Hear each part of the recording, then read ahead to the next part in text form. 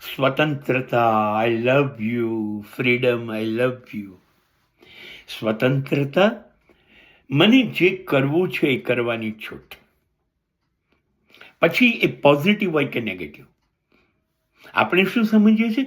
સારું સારું કરવાની છૂટ હોય એ સ્વતંત્રતા. નહીં. સ્વતંત્રતા એટલે હું સંપૂર્ણ સ્વતંત્ર.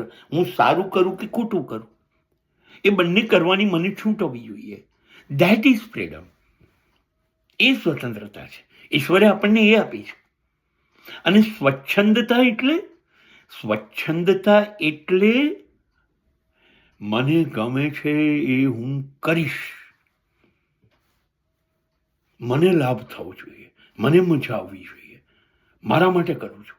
એના માટે એની જે અસરો પડવી હોય સમાજ ભોગવશે, લોકો ભોગવશે, બીજા માણસો ભોગવે. મારે શું? હું તો આમ કરીશ. આને સ્વચ્છંદતા કહેવાય. કોઈનું નહીં માનું, સમાજનું નહીં, કાયદાનું નહીં, ધર્મનું નહીં. મને ફાવશે એમ નફ્ફટની જેમ જીવીશ, એ સ્વચ્છંદતા.